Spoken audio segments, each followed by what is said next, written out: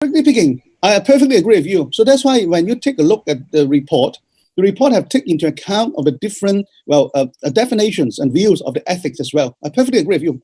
Even I give you an example. In Australia, in the indigenous community, I have some neighbors. They are builders, they are carpenters. They used to work for the government. Well, the north to the remote community, so that they are going to help them with the houses and all those for the local people. But every year they have to send up to them. Why? Well, because those people do not really maintain it. Well, they even take the door frames down, take a door down, or have a fire. To them, there's no problem with them. I also remember looking in the history that when the explorer will first go to some native countries, and then they accuse the natives to steal the things. But then again, the natives, actually, they don't even have the concept of stealing. Because to them, everything is shared. So what they have, they sometimes don't understand why the visitors are so angry, because they themselves, as the local people, they share with them everything. They bring them food, all those things, but they will try to use the things. So those are, I do agree with you. But then again, having said that's why we have based on some basic universal principle. We're looking at in terms of the well-being. We're looking in terms of the environment, the sustainability. So those are the things we can look into. So of course, when you go into even further than that, I don't even want to touch that, talk about in terms of other ideology, then of course another issue as well. But nevertheless, I do believe there are some universal value that everyone as a human society, we would abide to. Simple, to watch out from one another. So I always amazed that sometimes you look at the animals, so can even, I have seen some YouTube clips and how the cat playing with the mouse, although we expect the cat to catch a mouse and kill it. But no, it's playing with it, bring food to it. I even see one, the cat will bring the mouse and just share the food as well. You see that I've seen another clip whereby the lions will play with a small, I can't remember, deer or calf or whatever it is. So from human being, we expect that. We have our empathy, we have a compassion for other people. We take care of one another. So by the same token, we hope that our machine is not going to hurt human being. As simple as that, okay? So I hope I answered the question. Well, we are training, not really, we're training them at ethics as well. But what we're saying is, I'm hoping, when we develop our system, we have our ethical intention in mind. And then we expect our machine to behave ethically. So that's what I would say that way. I'm not really training the machine at ethics. As you said, strictly the machine really have no brain. They should have no ethic as well. We have answered that question. Okay, thank you very much, Professor. And now we're going to the next session first. Until that, we have another session for question and answering. Yeah. Please, Mr. Idan. Thank you. You're welcome. Thank you for Emeritus Professor Dr. Chunjulan Spung, and happy to see you here at last. The next speaker is Dr. Hilman Ferdinandus Pardede, STMIK, Head of Computer Science Study Program, STMIK Nusa Mandiri. But before that, I want to introduce you about Dr. Hilman F. Pardede. Dr. Hilman was graduated from BE University of Indonesia, Jakarta, Indonesia, in 2004. And he was graduated from Master of Engineering, the University of Western Australia, Perth, Australia, in 2009, and the PhD from Tokyo Institute of Technology, Tokyo, Japan, in 2013. He also a reviewer for the Speech Communication Elsevier, an international journal of machine learning and cybernetics, Springer. The award that he got, the first from the scholarship is Australian Development Scholarship for Master Studies in Australia, 2007 till 2009, and EXT Scholarship for PhD Studies in Japan, 2009 till 2012, and for the travel grant, Interspeech grant for presenting papers in Florence, Italy. We are so curious, so we invite now Dr. Hilman Ferdinandus Pardede, STMIK, to deliver your presentation, Artificial Intelligence and Machine Learning in Indonesian Agriculture, Challenges and Opportunities. Dr. Hilman, time is yours. Let me first share the screen. Okay, thank you very much for the opportunity. The title of my talk today is Artificial Intelligence and Machine Learning in Indonesian Agriculture, the Challenges and Opportunities.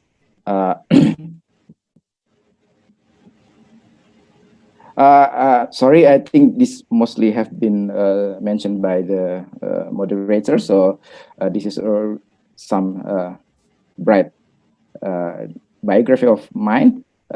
Maybe one thing I would like to add that my research interest is basically in speech recognition and machine learning, pattern recognition and artificial intelligence.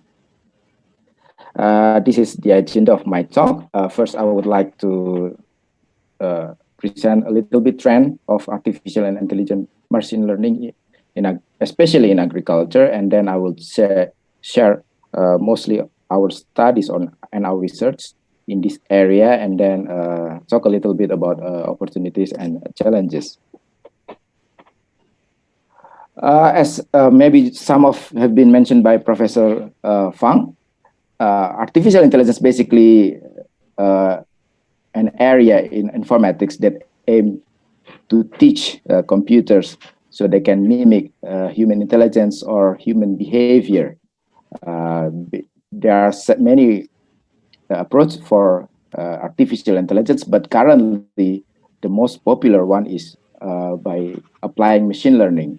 Machine learning itself is try to train computer systems basically by using past experience or past data in order for it to be able to predict future outcomes or future data. And recently, there is what is called deep learning, basically one subset of machine learning. The idea basically it is a variant of artificial neural network where it tries to mimic a human brain and its complexity to perform machine learning tasks better. Currently, deep learning can be said becoming the state of the art in many machine learning technologies. One of the reasons is actually the availability of the data. As we may know nowadays, most of us has smartphone devices, mobile devices. There are also advancement in sensor devices, Internet of Things, smart buildings, smart office, smart cities, and all of them are basically a data collector. And most of this data can be used to train a deep learning system. It's interesting actually because unlike other machine learning techniques where usually it performs fairly stable even though we add more data, that is not the case in deep learning where its performance usually is getting better with the increase of the data. So basically we can train deep learning better by just adding more data to the system. And this is aided by the development of a computer power where nowadays we can see that the computational power increase yearly. And by doing so, the technology of artificial neural network that is already available in early 80s and 90s become possible to do so nowadays. In agriculture itself, because we are having a great interest in this area because Indonesia is one of an agriculture country, and around 30% of its population lives in the agriculture field. And nowadays, due to recent development in machine learning, we can see that research in this area also increasing every day. Based on the number of articles in IEEE Explorer or Scopus, when we put the query of machine learning, deep learning, or artificial intelligence in agriculture or farming, we can retrieve around 28,000 articles, conferences, and journal papers in this field, and around 86 63,000 articles in Scopus. So we can see that their trend are increasing every year. And we can see that although in the past, super vector machine, one of the most popular machine learning technologies that are applied in agriculture, currently deep learning and convolutional neural network become the leading technology in this field. As we can see in this graph that recently we can see deep learning becoming the dominant technologies in agriculture compared to SVM, and especially convolutional neural network, because many implementation in the area of agriculture based on image data, we can see their trend also increasing every year.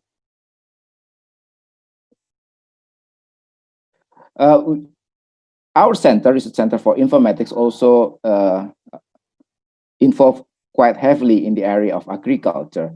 Mostly our work are in collaboration with Research Center for Tea and Kinkona in West Java, where they have a plantation of tea across Indonesia.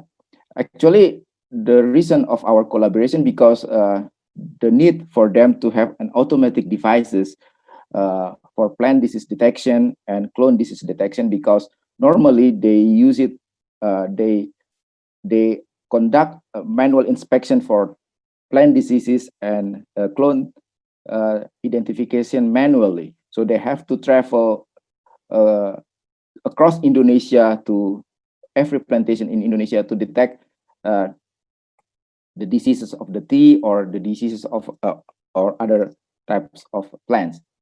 And because their limitation of expertise in the area, it is quite difficult for them to be always available to do so. So they may require some automatic devices to do so. And we think machine learning is also one possible solution for that. Currently, we have developed several applications for several products in Indonesia, mainly in tea plantation, because mostly they have tea plantations. Currently, we have collected around 11,000 images of tea leaves that comprise of 6 types of tea diseases and healthy classes. As you can see, some sample of the images we have taken.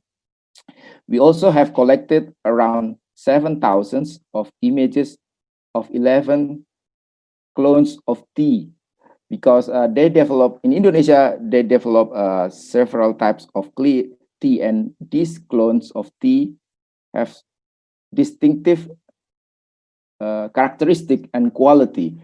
And normally in Indonesia, the plantation in Indonesia doesn't particularly plant several types of clones, because in one plantation we can find several types of clone in one area of plantation, and this may be difficult to predict the quality of the tea, because each clones of tea will produce different types of quality.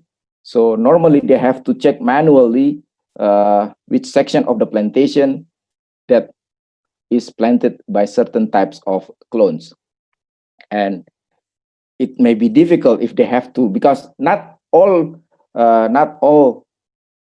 you have to be trained specifically to be able to distinguish between one types of clone to another. So normally normal farmers cannot do that. So they need expert to do that, to do some visual inspection to the plantation and check and see whether these types of clones are planted in the field. But of course, because they are very limited in number, it's difficult for them to travel across the plantation to check manually one by one. So that is the idea. So we also collected around 7,000 currently images of 11 types of clone of gambung tea.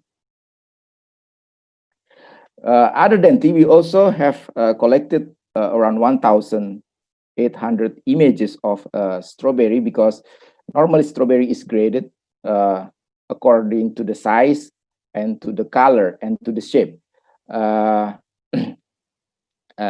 Certain types of strawberry are suitable for like supermarket. Other types of grade will be suitable for small market, something like that. And certain types are collected just like to be processed by fruit juice factory, something like that.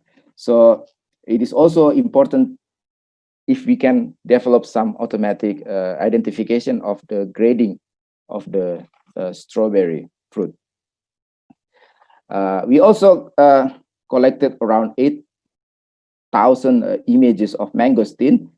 Depends on the grades. The grades is determined by the size and the color of the mangosteen, and also the types of ripeness. Because this is important, because some of the fruit will be imported, so it is good to determine when will be a good time to harvest the mangosteen. So in the time of they are exported, it arrived in the ripe condition, so something like that. So according to Indonesian standard, there are 3 types of grades in mangosteen and 4 types of ripeness in the mangosteen. So currently we have collected around 12 classes of mangosteen that comprise of 3 types of grade with 4 types of ripeness. In our research, basically we apply several computer vision technologies in agriculture. The simplest one, we try to find good features for our task. So this is a sample of our work where we try to apply several features from computer vision, such as C features, ORB, SURF features, and histogram-oriented gradient to see whether they are good for classification, for instance, in the strawberry grading. But many of our works are focused on the development of deep convolutional neural network for our task. And we can see that currently, when you have image data, mostly we implement deep convolutional neural network, and this area actually have many variants of deep convolutional neural network based on the width of the network, or the depth of the network, or the multipath of the network, or the combination of them. So this area is also very active area of research. The simplest thing to apply is to adopt several standard architecture of neural network. For instance, we have applied several like AlexNet, GoogleNet, VGGNet, exception, and MobileNet for strawberry grading, and we can see that we can obtain quite good performance, even though actually when we use it for more challenging tasks using like 4 classes, it may not perform very well with our data, because our data quite vary, because it is captured by various camera and various smartphone camera. So it has some data variation that sometimes it is difficult to model.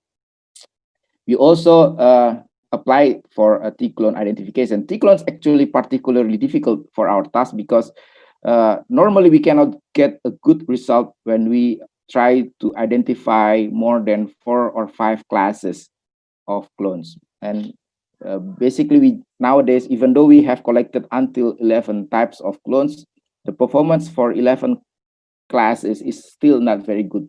Mostly because our data is still very small, because it's only like around 7,000, and oftentimes it is difficult for us to add more data, because basically we have to collect the data and then ask the expert to validate it manually first to identify each type of clones, because we ourselves cannot do that. So we have to arrange several appointments for data collection, and sometimes it's difficult, because each of us has their other activities to conduct. So that is one of the reasons our system may not still very good for clone identification.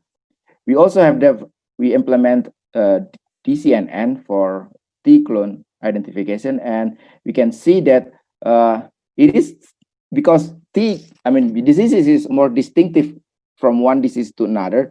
We can get a fairly better result for T disease identification. Other than applying a standard architecture, we also try to develop a better or more suitable architecture, especially in Indonesia, or in other words, because deep learning usually requires a heavy computation.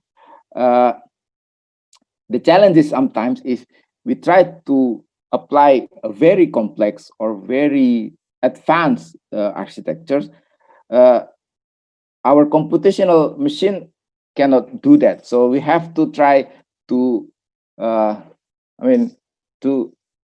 try to modify the architecture. So while it still performs well, but also not computationally heavy. The problem of deep convolutional neural network also, if you add more depth into the network, there's a problem called vanishing gradient problems. Because of the depth, there is so many, because so many hidden layers, the gradient which is used to optimize the weights in neural network close to zero. So we cannot really optimize the parameters. So one solution to that is to try to use what is called a skip connection. So there's like another branch to the network where this network carry gradients from higher layers of the network to the lower layer of the network. So when the lower layer of the network has zero gradient, we can still implement the gradients of the higher network instead. However, oftentimes the idea of the complex network is to add more of the skip connection network. So current networks probably have like 5, 6, 7, or even more skip connection network. That cannot be conducted in computation where we have limited computation, because usually skip connection requires a large memory usage. So the more skip connection is used, the more memory is required. So to mitigate the problem, we limit some modification to the skip connection.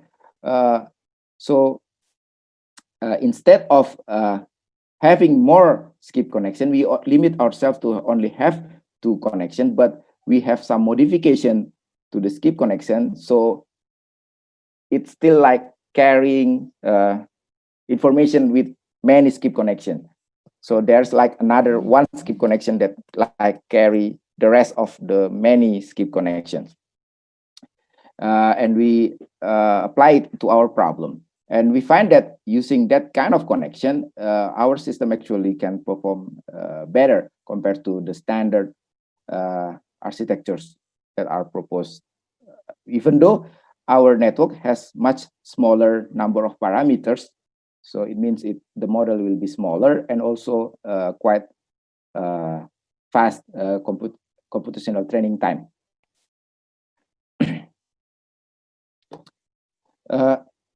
As I've mentioned before, that one of the problem that we face in this area is the limitation of the data.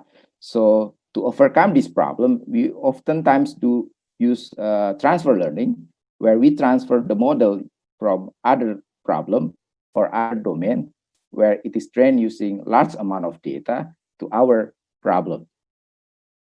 Basically, we transfer a model from such as ImageNet, and then do some modification to the network, and then apply various training scheme. This is various training scheme because normally we can modify the network accordingly based on how far our problem with the domain problem by partially retrain the whole network or retrain the whole network with fine tuning. So we can see that by fine-tuning the whole network, we can actually gain a significant improvement over the conventional neural network. So we can see that by fine-tuning the whole network, we can obtain a huge gain on the performance. We also apply an autoencoder. This is this one type of architecture in neural network where it comprises of what is called encoder and decoder. The encoder is where the network has much smaller number of output nodes compared to the input nodes, and decoder is the vice versa of it. And then we apply the output of the encoder after training the whole network to the another classifier, and we can see that it is actually better compared to when we use features from computer vision to our task. We also apply what is called a generative adversarial network. A generative adversarial network actually quite recent network in deep learning, where the original purpose of it is to create fake data. Maybe as you can see in media social, there was once news about a fake video of President Obama speech where it's actually never happened. So we apply the same architecture. First is to use it as what is we call encoder GAN. So basically, the generative adversarial network is trained in unsupervised manner, and then after retraining it with adding encoder on the top of generative network, we use the output of generative network as actually as a features to the classifier, and we can see that actually using the features from generative adversarial network perform better compared to the features that we obtain using autoencoder. And then we also use a generative adversarial network to add more data to our training. In this case, we use a deep convolutional generative adversarial network to generate artificial data, and we use that artificial data as additional data to our training data. And as we can see that currently using just standard generative adversarial network may not produce good figures. As we can see in this image, it still looks like fake image, but now we try to implement a more sophisticated methods so we can produce a better image of leaves that is used for training. Interestingly, actually, even though we only use that fake figures as addition to our training data figures, we can still gain some improvement of the network. Even though the images may not look so real, but it's still quite distinctive. So the network can still discriminatively make it, they still can think it is as a different data. So it's still helpful when we use it to train convolutional neural network. We also have developed a mobile application for that, but the problem is it is sometimes difficult to provide it for public use because first, because normally the model produced by deep convolutional neural network is very large.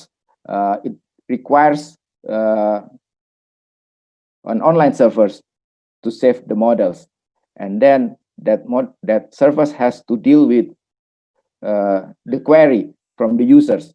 For that, we need some good server with good bandwidth to do so.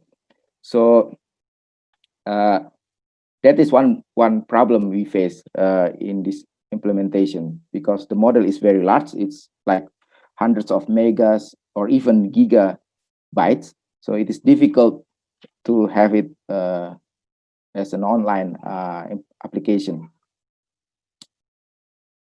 Okay, based on our research, actually, we noticed several things. First is actually Indonesia, even though we are an agriculture country, the advancement of information technology in this area is still quite low. I mean, most farmers, especially smallholder farmers, which comprise the majority of the farmers in Indonesia, still apply a very low technology implementation. It is still difficult to find a farmers that are actually implement ICT in their farming. So it means actually there are large possible implementation still available for the farmers. And interestingly, because in Indonesia, actually, internet penetration has reached around 40% in 2018. And the recent articles I read, it's actually around 60% now in 2020.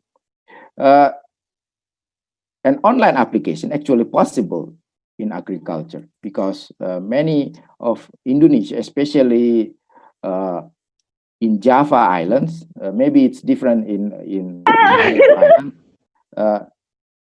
The internet penetration actually is quite high in Indonesia, and most of us actually have own smart devices or smartphones or mobile devices because it is registered around 320 million devices in Indonesia. Actually, there are more mobile phone devices than our population even. So it means it's also a good opportunity for mobile application. And agriculture actually contributes around 12% of GDP for Indonesia. So there are actually, some of them has been discussed by Professor Penslang, there are many possible applications in agriculture actually related to artificial intelligence. As we have developed, there are also, when we have discussion, for instance, like for palm oil company, there are also the need to have like, because like palm oil also suffer from diseases. Also, it is also can be used to detect when is the area, some like in the palm oil, oftentimes there are area has been attacked by diseases. Actually, in the middle of the plantation, actually most of the trees of the palm tree have collapsed. So normally it is difficult to identify those things manually. AI also can be used. For instance, some of my colleagues conduct the research in the selecting of the seeds in pre-cultivation, for instance. So we can use artificial intelligence to sort what is a good seed or what is a bad seed for cultivation. Also for cropping. Of course, like in the many advanced countries, they use artificial intelligence and robotics to automatically do the harvesting and also post-harvesting, like for quality grading and other activities. We can also use AI and ICT, like what we have developed to identify diseases and pests. Also, we can use it as a helpful tools for the farmers, because the problem is often is when you are a smallholder farmers, and then you have pest or disease outbreaks, you don't have a source for information about how to handle it. In many studies, it showed that almost like 20 to 70% of crop loss every year is caused by diseases or pest outbreaks. So normally, farmers do not know what to do when they have an outbreak. And actually, artificial intelligence and information and communication technology can provide tools for that. to provide an aid what should be done or what can be done when they have certain types of diseases. However, as also have been mentioned by Professor Lens Fang, there's still a fear of the threat that is caused by artificial intelligence, because in Indonesia, more than 30% of the labor are from agriculture. So many fears that the implementation of artificial intelligence may threat the job in the agriculture. And because we have many heavy labors in this area, it could produce job losses. So it is sometimes people think implementing artificial intelligence may cause them to lose their jobs. So this is something that we need to probably discuss or educate to the people. Also, what we also face difficulties when we implement artificial intelligence is about the data, because when we talk about machine learning, we talk about deep learning, the data availability is a must. We cannot have a good system without having a good number of data, and this is often difficult to do so, because collecting good data is often very costly and time consuming. And if we talk about Indonesian agriculture, we have wide variety of plants, wide variety of diseases, wide variety of location, wide variety of other things.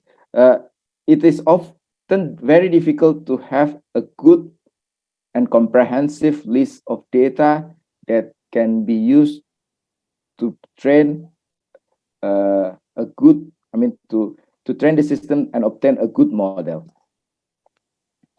One other issue also is about robustness. Like Professor Lens Fang also discussed, sometimes the machine learning can only be as good as the data it is given to it.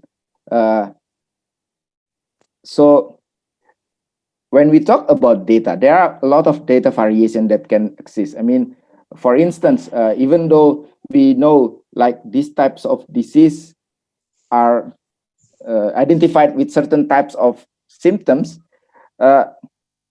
how the data is taken, how the data are taken also very influential to the performance. I mean, when we develop the system, we cannot expect that all user knows how to take the data in the way we take the data in the training data, for the training data. So we have to be able to develop the system that also robust to the condition where the data will be taken in different types of condition as in the training data. And this is often very difficult because we cannot provide all possible variations of the data, all possible noise that may affect the data, all possible conditions of the data for our machine learning system. So that is one of very major issue in machine learning, even though probably in the laboratory condition we can achieve like 99% accuracies. In the real implementation, it may drop to 20% because how the data is taken, how the data are taken in that condition is very different from our training data.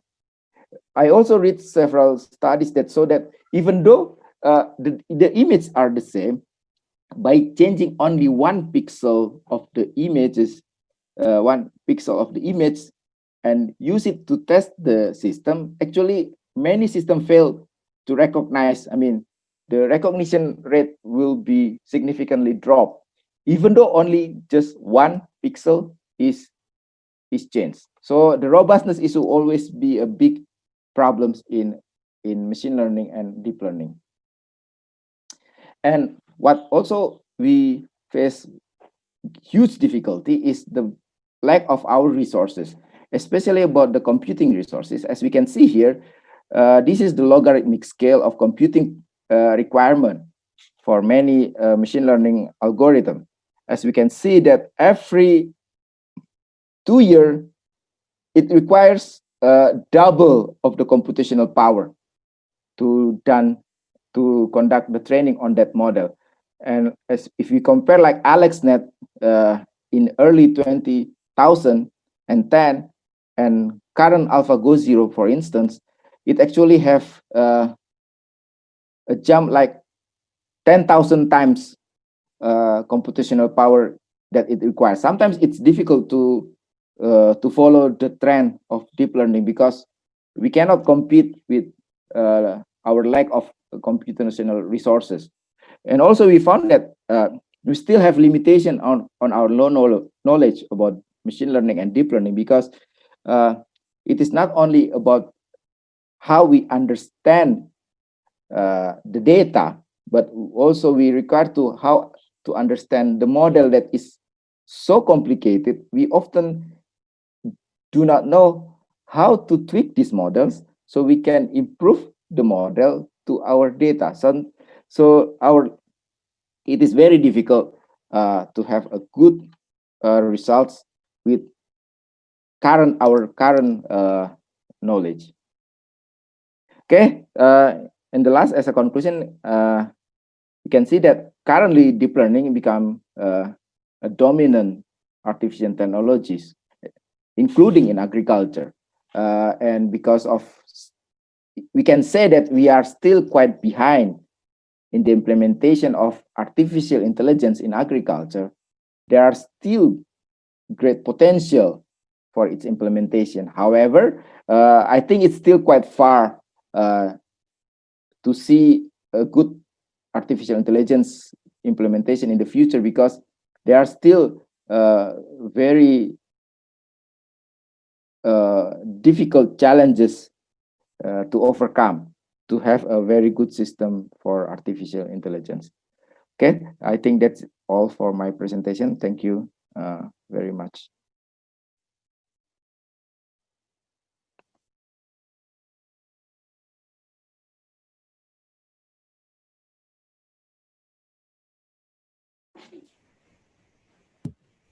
Pak Arit, unmute please. Yeah. Very sorry. Thank you, Dr. Hilman Ferdanidus, or the STMIK. After the speech, we are now starting the Q&A session. The audience are invited to start submitting your question using the form on the chat room, or you can directly ask the speakers by raising hands. Our committee will select the question from the panelists.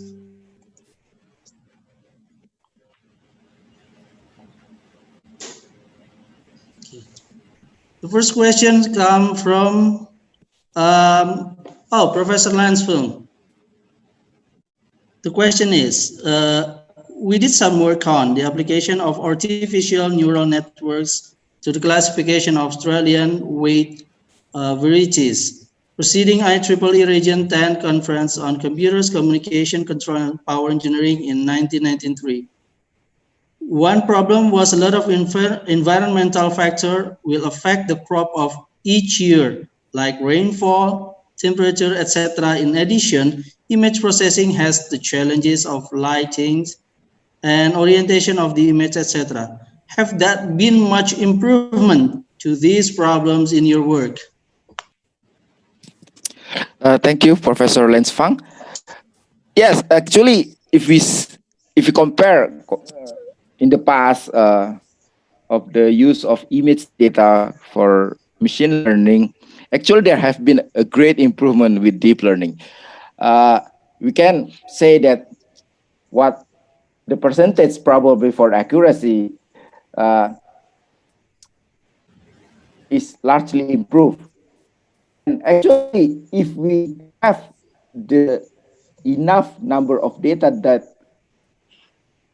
represent those variety of temperature, rainfall, like, and etc., actually we may able to produce a better result. The problem is actually to have those data is often difficult. I mean, to predict to predict the overall possible conditions of the image acquisition is often difficult. So if we don't have those conditions, actually deep learning, the same as other machine learning methods, will fail miserably. I mean, if we conduct experiments on the data that is not in our training conditions, actually deep learning is still quite very difficult. I mean, it's still very difficult to conduct recognition. So it's still not different compared to other methods. However, but if we have those data, it is significantly better compared to other method, if though the other method have the same data probably. So that's the still, I mean, it's still the problem if we don't have the data in our training phase.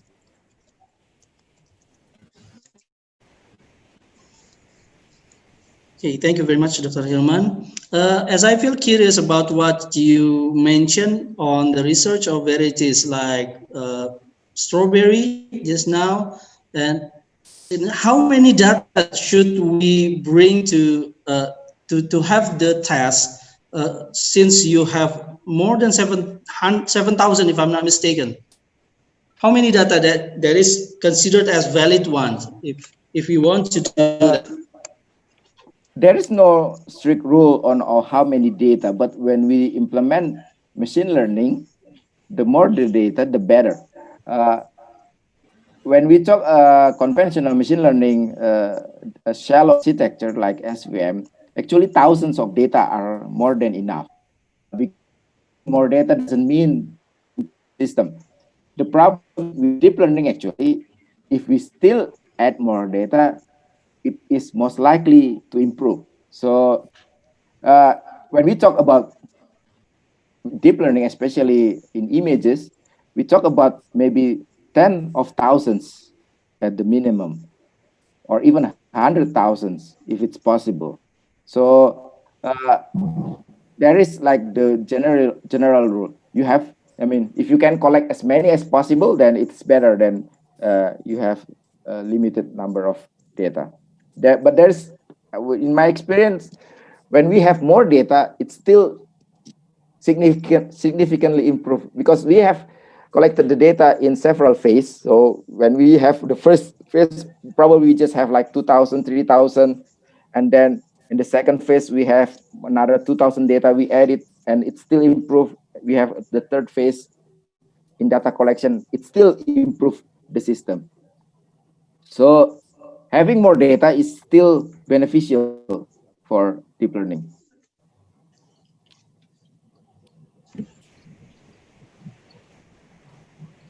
Thank you very much, Dr. Hilman. Here's another question. How about the issue? Oh, it's still Professor Lance Fang. Okay, how about the issue of overfitting? What can be done to that? Actually, deep learning cannot be, I mean, it is tend to overfit. I mean, it is like destined to overfit, because actually it is most likely deep learning basically just, in a quote, memorizing the data. So that is why it is very sensitive to the change of the data. When we, so yeah, we normally do some regularization. We add some. We conduct some image processing to the data. So we change the data artificially to, so the data, so the machine will know the difference between the blurring. We add some blurring to the data. We add some shifting to the data. to overcome this problem. So we conduct some variations to the data, but normally we just use it in an artificial manner. So the machine doesn't really overfit to the clean data, to the original data. That's one way we conduct, so it will be less overfit. We add some variation to the data before we use it in the training process. In the other way is we,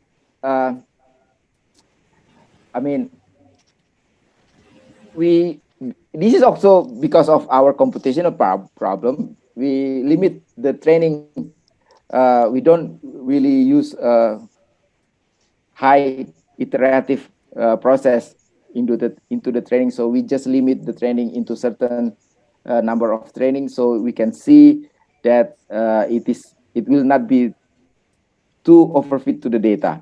The other word, we also do some dropouts to the network, some modifying to the network. So like we apply some dropouts in the training. So when we do the training, we don't normally update the whole network simultaneously, but we omit certain certain percentage of the network. We freeze certain percentage of the network, so it doesn't update the network, so it will be less prone to overfit, something like that. We conduct several experiments, so we expect, even though it is very, neural network tends to overfit when we conduct training using the large number of epochs, but we try to minimize it by using some dropouts to the network, or adding more contaminated images in the training, something like that, to try to avoid it.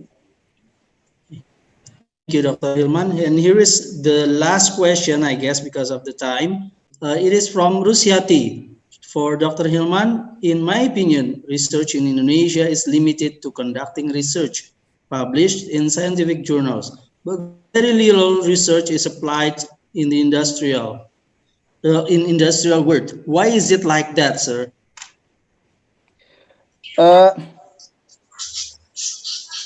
In my opinion, actually,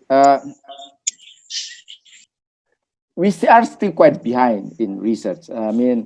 Even though there's recent incentive from the government for doing research, actually, compared to other more advanced countries, we are quite left behind. The problem is in industry, they tend to be, they want to have a quick result. For instance, they want something like that.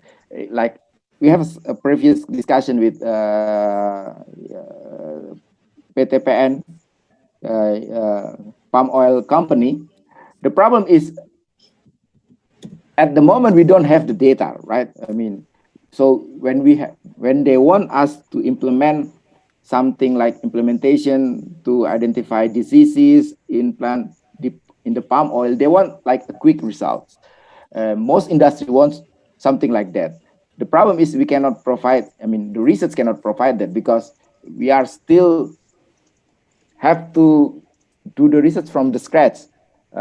We don't have the data, we don't have the system yet, so we have to start the research from the scratch.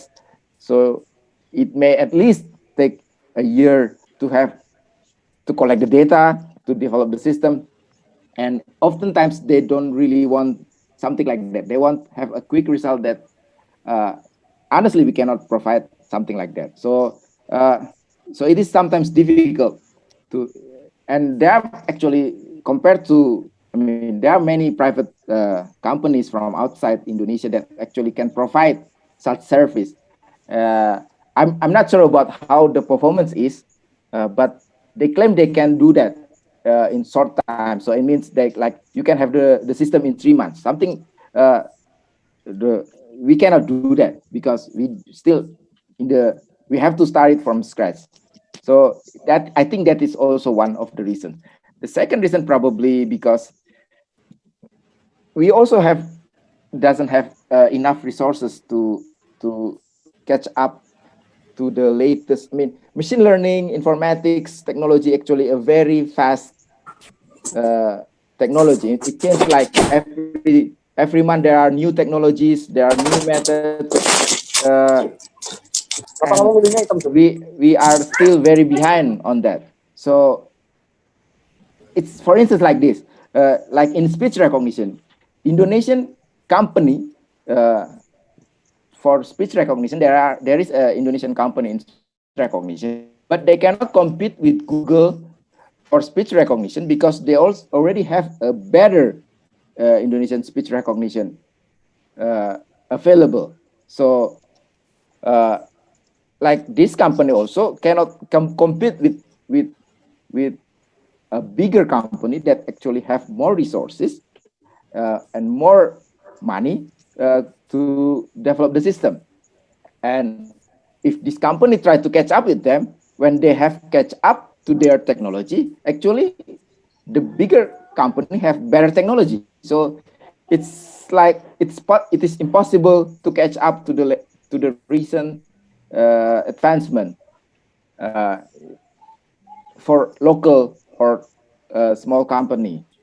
So like, but actually in agriculture, that is one of possible advancement, because actually maybe not many companies from outside Indonesia have data local to Indonesian agriculture product. So maybe it is still have chance for more like local application rather than a very good and big application in machine learning.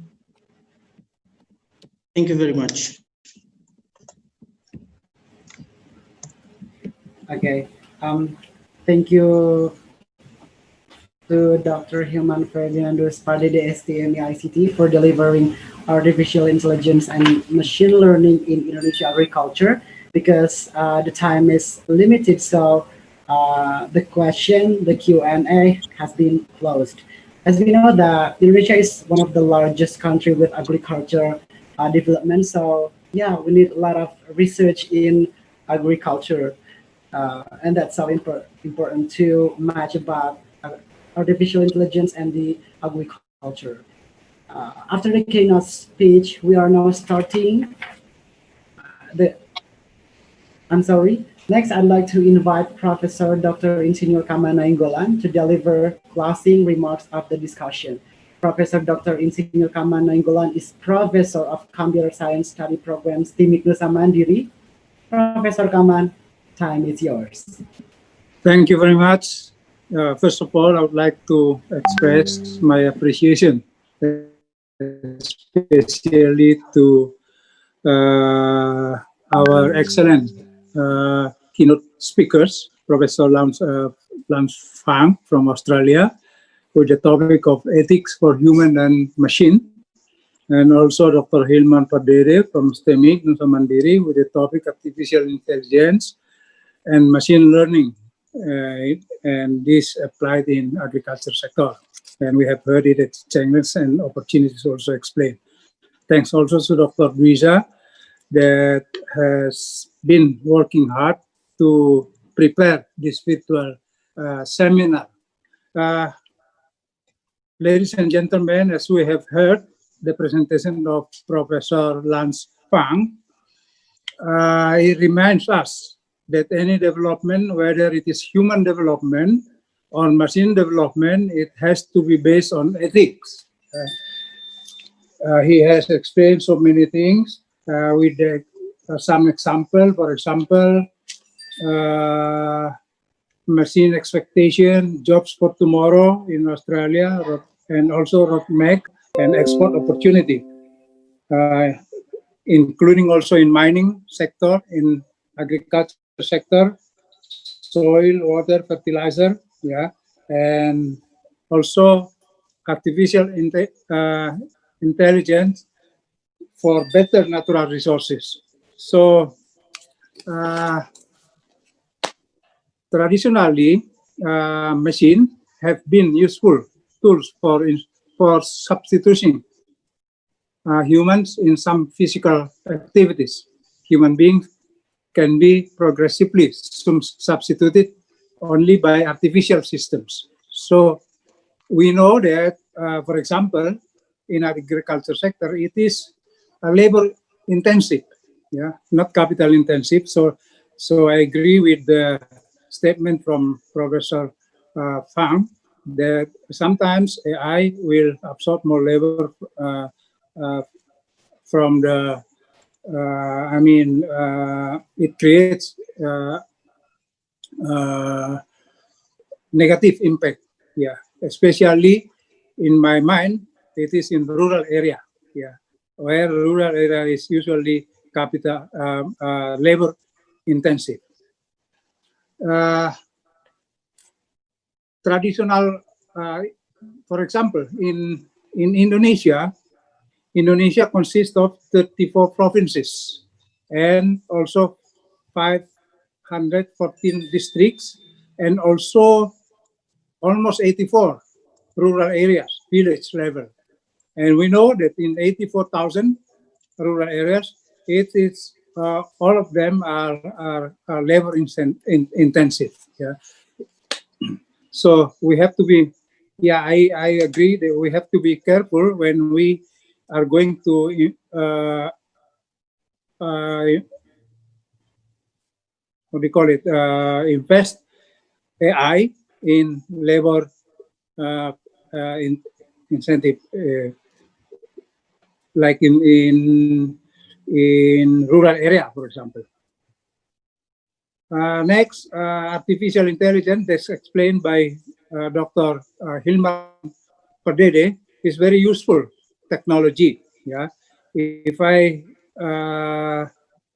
look at in agriculture sector, it has to the key factor here is to how to increase the productivity, because agriculture consists of land and also productivity. Productivity it depends on technology. But in our country, land is dropping, yeah, gets smaller. According to Central Bureau of Statistics, the average land owner of the farmer is 0.5 hectare per farmer family. So this is very, very small compared to other countries. So we have to improve the productivity by using the technology. Among others is artificial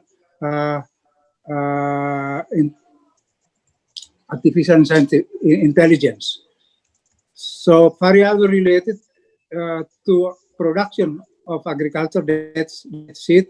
But it is not only production. We have to think also others more, what do you call it, downstream sector, which product processing, yeah, and also marketing. Yeah, for example, in processing area, Indonesia is the biggest producer and the biggest exporter of crude palm oil. But what we export is crude, not processed. As we know that palm oil can be processed until the trinitrotoluene, which is for the bombing, for example. It's very high value. The same thing with the cocoa beans. Indonesia is big six of large producer in the world. But what we export is cocoa beans, not processed. We export a lot of cocoa beans from Indonesia to Switzerland, to Swiss, to Malaysia also. But then we import chocolate. So we lost the opportunity of having a value-added product. The next is in they call it marketing. We know that sometimes we have not a good marketing in global marketing also. There is some problems to protect the countries, certain countries. For example, in European, they applied high import tax for crude palm oil from Indonesia. So that is not fair, I think. Yeah. But also in international case, agriculture and rural area is often being neglected. So we have a meeting in 2009 in Spanish, in Madrid. The conclusion is simple. The crisis appear, for example, food crisis or economic crisis, because we neglect agriculture and rural area. So that is why I really appreciate our seminar today.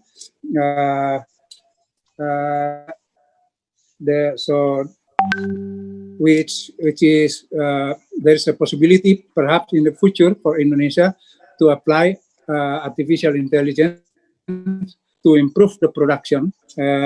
Many things we can do. For example, detect the disease, which has been explained by Dr. Padere, Hilman Padere just now, and then also identify the what do you call it, fertilizer, organic fertilizer, for example, so that the quality of products will be much higher. We also know that multiplier effect of agriculture sector is very big, especially in reducing poverty and hunger, which is the most important goals in sustainable development goals, which has been determined by 2015 in New York. Yeah. So the two factors, they call it eliminate poverty and hunger. Yeah.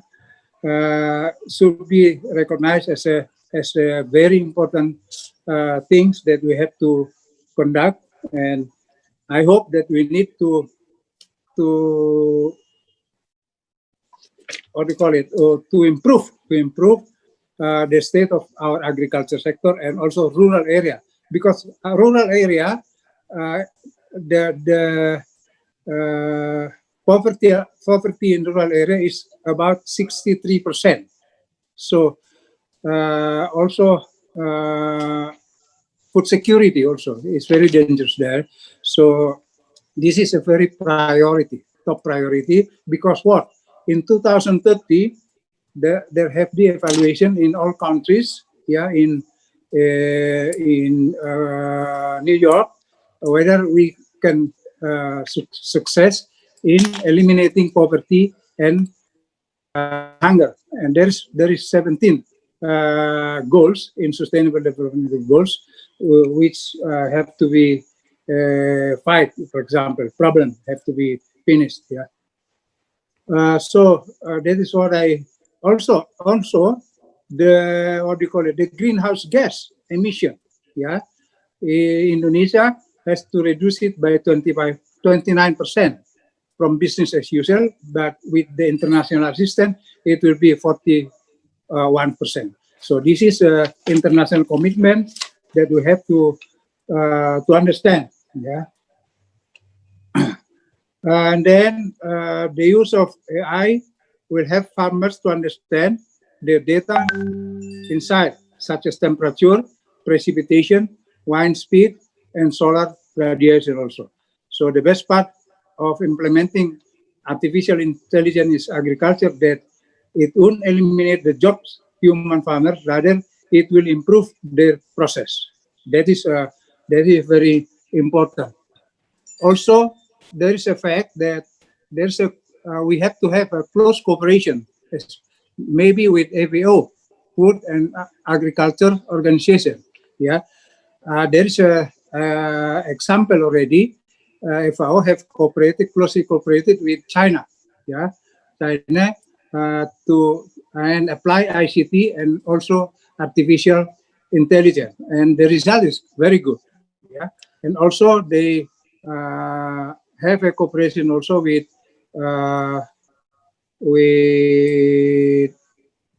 one other country, small country, and the result is also very good. Yeah. In Indonesia, the application is still very limited, as also mentioned by Dr. Hilman Padere just now. My note here, there's only two. Yeah, one in Lembang for vegetable from upstream to downstream, so it is very integrated, and that is good. And the second example is PT Wilmar grazing, with palm oil, to reach the added value. It's very, very good. So if the implementation of artificial intelligence is increasing in Indonesia, then we really expect that agriculture sector growth and its contribute to increase will be increasing continually. So our step is, if I can conclude, first thing is we have to have a roadmap, for artificial intelligence in Indonesia. For this, we have to invite, to rely on Ministry of Research and Technology. Also, the other ministry, for example, for agriculture sector, of course, with the Ministry of Agriculture, and also Ministry Coordination Ministry of Economics, and other constituents like government, and also conduct cooperation with food and agriculture organizations. As I give an example with China and Sri Lanka, they have done cooperation, and the result is very good, especially in agriculture sector. So with focus of AI programs in Indonesia. Not only that, I think it is better also to, if we have a cooperation with other university, like with Professor Fang, for example, in Australia. It is very, very good. Next is we have to create a committee.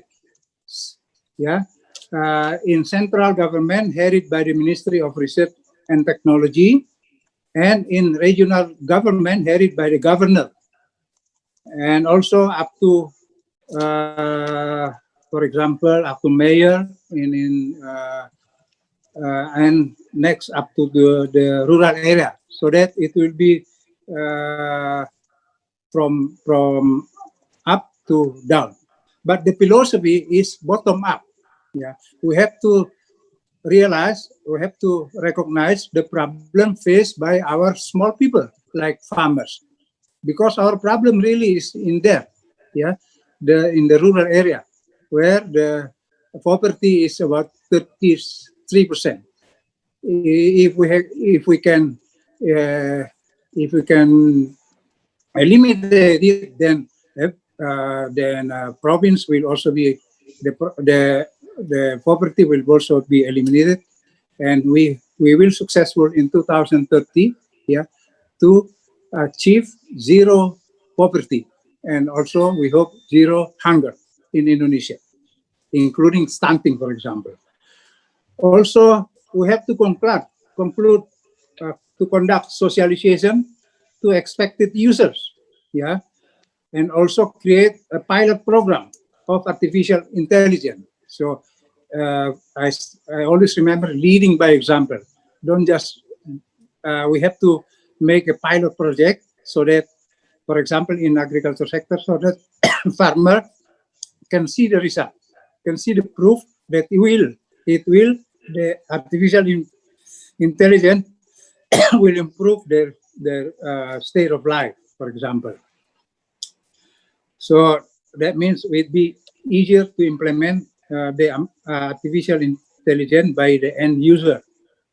We really need to create a close cooperation of all institutions to implement the artificial intelligence, such as central government, regional government, academicians, and including private companies.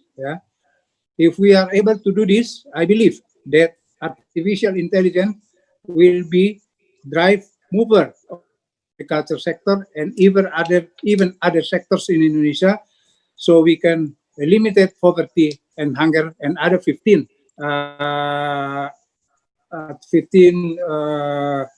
we call it development goals in 2030, 10 years from now.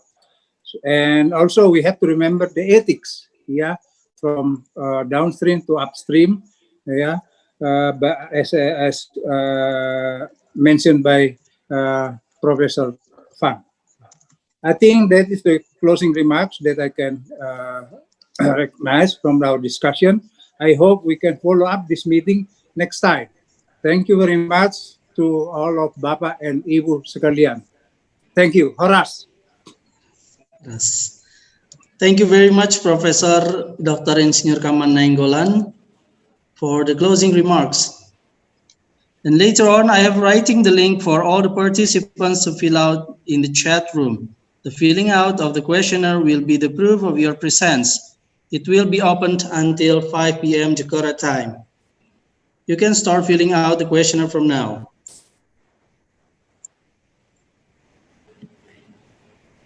Yeah. Thank you so much to all the participants for filling out the questionnaires. As we know that, once again, the time limit for filling out the questionnaire is until 5 p.m. after we close the event. Finally, this is the end of our event today.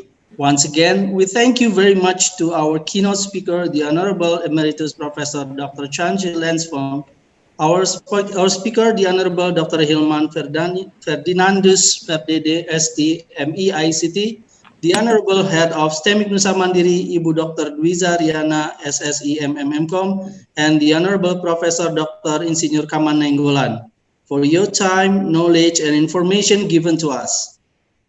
Yeah, and we also thank you to all the participants for your presence and activeness. We apologize for the deficiency and mistake. We'll see you again maybe on the next event of Nusa Mandiri. Wassalamualaikum warahmatullahi wabarakatuh. Good day. Have a nice day, all of you. Thank you very much. Thank you. Bye-bye. Thank you. Thank you. Terima kasih, Prof. Bye. Thank you. Thank you, Prof. Thank Thank you, Professor. you. Thank you. I'm living in Gresik. Bye-bye. Bye. Thank you. Thank you. Thank you. Thank you. Thank you all participants. And also kopi luwak. Thank you. Bye-bye. Bu Umu, terima kasih Pak Hilman, Bu Dwi Andrianto, Pak Dwi Andrianto. Yeah.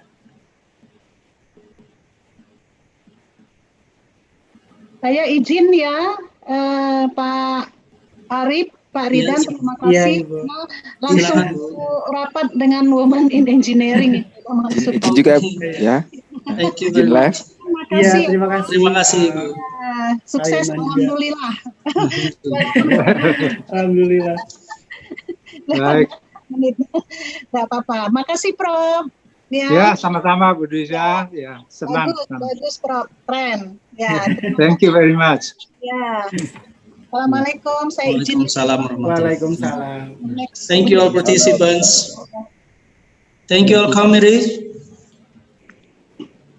And all the participants could laugh from the meeting. Saya boleh mohon izin ya, saya ada lagi ini. Silakan, Prof. Iya. Thank you very much. Ya, thank you, thank you.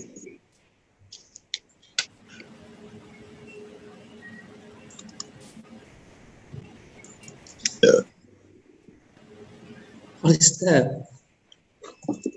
Maybe kopi luwak. Kopi luwak. Yes, thank you very much for the kopi Let's luwak. just say Kopi that- luwak is very good. Yeah, that's one of my favorite coffee beans.